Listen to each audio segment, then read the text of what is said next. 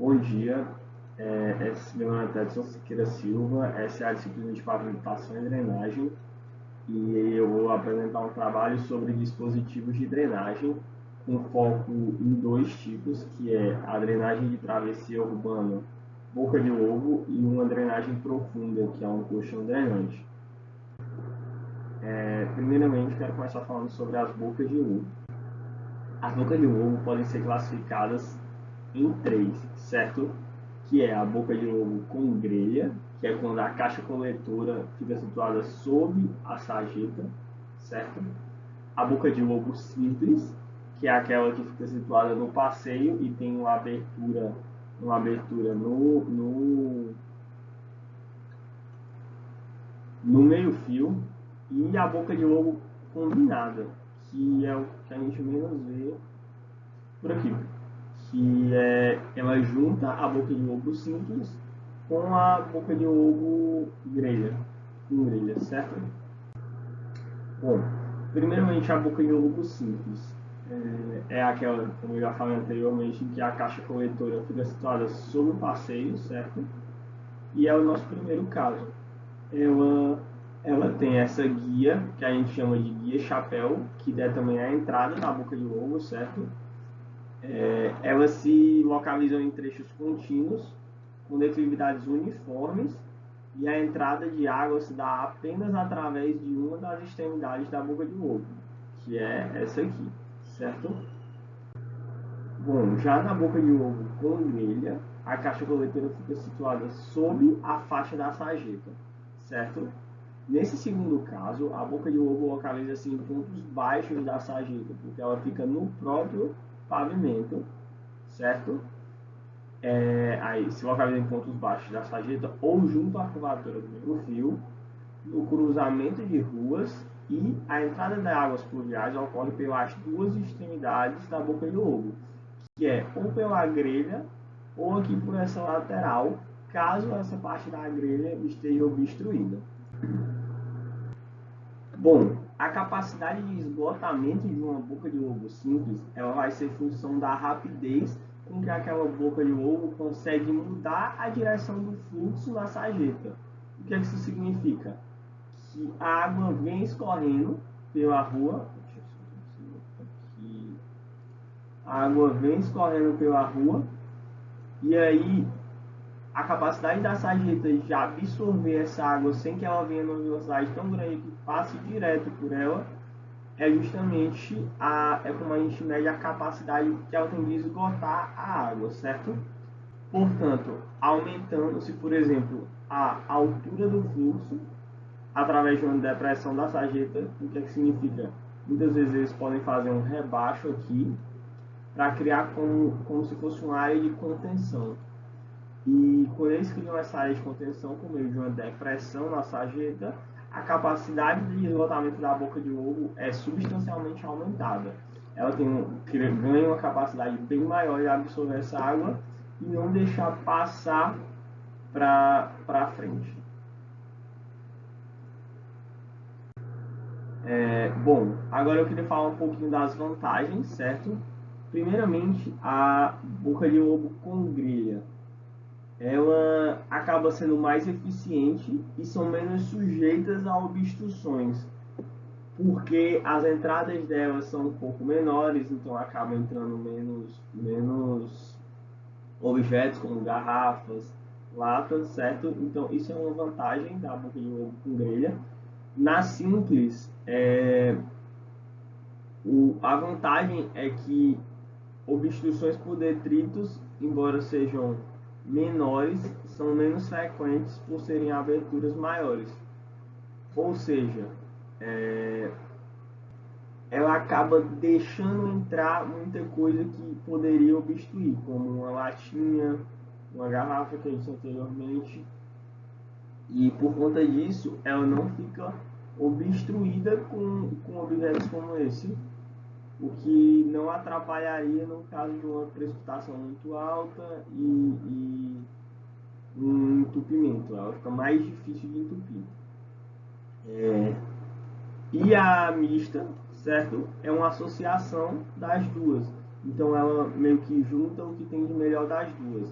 ela tem a grelha, e caso essa grelha venha a entupir ou venha a acontecer alguma obstrução, ela pode utilizar essa entrada lateral para água, certo? Bom, e as desvantagens? As desvantagens é porque, vamos lá, na congrelha, detritos transportados pelas enxurradas podem reduzir substancialmente sua capacidade de esgotamento. Ou seja, como ela tem aberturas menores, digamos que ao longo do tempo vai juntando muita folha, vai juntando muito objetos pequenos, lixos pequenininhos, e isso pode ir obstruindo ela e tem que ser feita a limpeza mais rápido. E na simples, a desvantagem dela é a baixa eficiência quando utilizada em sarjetas com declividades longitudinais acentuadas, certo? Bom, vamos para frente. Na parte do dimensionamento hidráulico, como é que a gente dimensiona uma boca de lobo simples em ponto baixo de sarjeta, certo? Como é que a gente faz isso? A boca de lobo simples, ela pode funcionar sob duas condições de escoamento. Na primeira é o escoamento livre, que é quando a boca de lobo funciona como um vertedor. Digamos que a gente tenha, eu não sei se vai sair no vídeo, a gente tem aqui a boca de lobo, aqui a calçada, aqui a calçada, e a gente tem aqui a boca de lobo, certo? Se a minha água, o nível que eu calculei de precipitação da minha água for menor do que o nível da minha sarjeta, a gente vai dizer que a gente tem um escoamento livre, onde ela funciona como um vertedor. A água entra aqui, ela vem vindo e entra aqui, certo? Já existe também o escoamento afogado, onde a minha boca de lobo funciona como um orifício, que é quando a minha lâmina d'água ela fica maior do que a entrada da minha sarjeta. E quando a lâmina d'água ela está funcionando, ela está trabalhando totalmente cheia, a água vem e preenche todo esse espaço, então ela está trabalhando como um orifício, certo? Quando a relação entre a altura de entrada da água, que é esse Y, e a altura de abertura do meio-fio é menor que 1, ou seja, menor ou igual a 1, quando essa lâmina d'água chega até a altura de 1, quando elas até se igualam, a gente utiliza essa fórmula para calcular a vazão daquela boca de lobo, certo? A vazão que ela vai suportar. E essa fórmula ela foi transformada, né, nesse ábaco, onde você vai entrar com a relação entre a abertura, você define a abertura, certo? E você define a abertura do meio-fio em centímetros, e aí você tem a altura de abertura do meio-fio e a relação entre a altura e a lâmina d'água. E aí você acha a capacidade de esgotamento dela. É como se fosse um ábaco mesmo. Você marca aqui, e marca aqui, e e traça uma linha entre os dois e acha essa capacidade de esgotamento, certo? Já para alturas d'água iguais ou maiores do que 2 vezes a altura da abertura, certo? Quando a lâmina d'água é bem maior, a gente já utiliza essa outra fórmula, certo? Onde a vazão máxima esgotada dividido pelo comprimento da abertura vai ser 3,101 vezes a altura da abertura do meio-fio vezes a carga no meio da abertura, que é esse Y', dividido pelo H, que é a altura de abertura do meio-fio, elevada a 1,5, certo? Uma observação é que para alturas d'água entre 1 e 2 vezes, que é justamente onde está o intervalo que é menor ou igual a 1 e que é maior ou igual a 2, o funcionamento da boca de lobo é indefinido, ou seja, fica a cargo do projetista definir, por meio de cálculos, tabelas, adotar qual é qual é o dimensionamento correto, certo? Bom, já o dimensionamento hidráulico para bocas de lobo simples em pontos intermediários de sarjeta. Naquela era em ponto baixo, agora em ponto intermediário. Para alturas d'água de até a relação entre a abertura da sarjeta e a altura da lâmina d'água menor ou igual a 1, a gente vai utilizar essa fórmula aqui, certo? Que o que? Onde a vazão máxima é esgotada pela boca de lobo, dividido pelo comprimento de abertura, vai ser função de um ângulo θ, certo? Função de um ângulo θ mais a constante, que é igual a zero para a boca de lobo sem depressão, certo? Vezes a minha altura do fluxo na sarjeta imediatamente antes da boca de lobo, que é igual a y0 para a boca de lobo sem depressão, certo? Vezes raiz da gravidade, vezes a minha altura do fluxo na sarjeta imediatamente antes da boca de lobo, certo? Aí a gente usa essa tabelinha, que é justamente para calcular o K em função da tangente de θ, que é a inclinação da sarjeta. Bom, então agora vamos fazer um exemplo de dimensionamento de sarjeta, certo? Digamos que a gente tem essa região aqui de casas, e a gente precise, e ela esteja alagando, a gente precise dimensionar uma boca de lobo, e vai ficar nesse ponto da rua, certo? Primeiro, a gente vai fazer um estudo de qual é a área de contribuição que vai realmente para aquela sarjeta, certo? Com isso, a pessoa fez um estudo bem minucioso, pegou até as águas do telhado, dividiu a rua em a metade que vai para um lado e a metade que vai para esse outro lado, certo? Viu os pontos de inflexão, os pontos onde a rua mudava de caimento, e com isso ela definiu a área de contribuição, que é essa que a gente está vendo em amarelo, certo? A largura da via, que é o L da via, e a distância entre uma boca de lobo vão determinar a minha área de contribuição, certo? Vamos lá. Como era uma rua padrão, certo? Uma rua padrão que tinha duas faixas de rolamento, 3 metros de cada faixa, espaço para estacionamento longitudinal de 2,5 metros, tá bem aqui, canteiro central de 1 metro e calçada de 3 metros. A rua total apresentava uma largura de 24 metros. Para contribuir para aquela boca de lobo que a gente está dimensionando, a gente vai considerar a metade, porque a metade da via tem igual a 12 metros. Então, o comprimento da via vai ser igual a 12 metros, certo? Com a distância entre uma boca de lobo e outra, a gente vai adotar 60 metros, certo? Então, a gente tem, portanto, uma área de contribuição de 60 metros vezes 12, que é a largura da via, ou seja, 720 metros quadrados. Nessa área, e aí a gente tem isso aí, informações pluviométricas, a gente tem que cair uma intensidade, num período de recorrência de 100 anos, de 180 milímetros por hora, certo? É a minha intensidade de chuva. Com isso a gente consegue calcular a vazão. A gente sabe que a vazão de chuva que vai escoar pela sarjeta se calcula assim.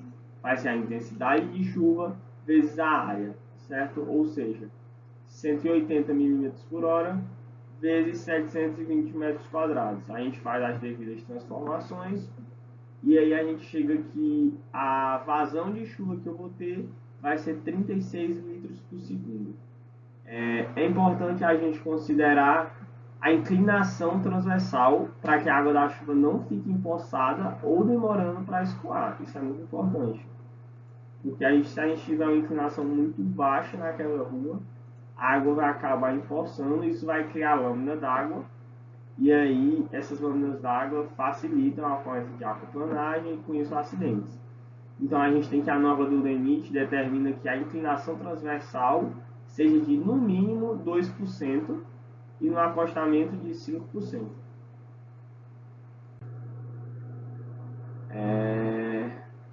Vamos lá. A gente precisa também saber da sarjeta. A gente precisa saber quanto aquela sarjeta da rua vai suportar, quanto ela vai ter de vazão, para ver se a minha boca de ovo vai aguentar. Então, com isso a gente calcula, né? A sarjeta é inclinada para formar um canal para conter a água, escoando sem transbordar. E a velocidade de escoamento da sarjeta pode ser calculada empregando a fórmula de Mendel, que é uma fórmula que a gente tem lá de mecânica dos fluidos, certo? Com isso, nessa fórmula a gente tem que a velocidade vai ser igual a 1 sobre N, que é o coeficiente de rugosidade, que no caso da nossa sarjeta, que é de concretalizado, vai ser de 0,016, vezes o raio hidráulico, vezes a declividade longitudinal da sarjeta, certo? Pronto, com isso a gente consegue calcular a velocidade. Agora a gente vai definir qual seria a sarjeta que a gente quer utilizar. E aí a gente vai utilizar como padrão a sarjeta com as dimensões abaixo, que são o quê? Ela tem uma abertura, certo? Ela tem uma abertura de 8,5 centímetros, certo? E uma lâmina d'água de 8, ou seja, a lâmina d'água é menor do que a abertura, ou seja, ela funciona como um vertedor. A altura da minha guia vai ser de 15 centímetros, certo? E a largura da minha sarjeta vai ser de 40 centímetros. E a inclinação dela vai ser 20%. Bom, vamos lá, com isso, tendo a altura da guia, certo? E a relação entre a altura da guia, que é 8,5, e a minha altura de lâmina d'água, que é 8, eu vou conseguir encontrar a relação entre a lâmina d'água na sarjeta e a abertura do meio fio. E com isso eu consigo determinar a capacidade de esgotamento da minha sarjeta em litros por segundo por metro, litros por segundo metro, certo? Então vamos lá, a vazão da boca de ovo pode ser determinada por fórmulas mais complicadas ou por meio de nomogramas, que é isso aqui do lado esquerdo, certo? A relação entre a lâmina d'água e a abertura da boca, como eu expliquei, e aí a gente entrando no nomograma, a gente achou uma vazão admissível para a boca de ovo de 40 litros por segundo, certo? Por metro. Isso daqui, esse por metro, é a largura de entrada na minha boca de ovo. Como eu adotei uma boca de ovo de guia chapéu com 90 centímetros de abertura, 90 centímetros ela tem entre uma entrada e outra, é assim. Ela tem 90 centímetros de abertura, eu vou multiplicar esses 40 litros por segundo pela minha abertura, que é 0,9. Com isso eu tenho que a minha boca de ovo vai conseguir escoar 36 litros por segundo, que se a gente lembrar é igual a vazão de chuva que eu ia ter, certo? A vazão de chuva naquele local. Então, como a vazão da minha boca de ovo, que ela consegue escoar, é igual a da chuva, tá ok, a gente pode adotar essa boca de ovo com essas dimensões, certo? Agora vamos falar um pouquinho sobre colchão drenante. O objetivo das camadas drenantes é de drenar as águas situadas a pequenas profundidades do corpo estradal, em que o volume não possa ser drenado pelos drenos e espinha de peixe, certo? Os colchões drenantes eles são usados em algumas situações.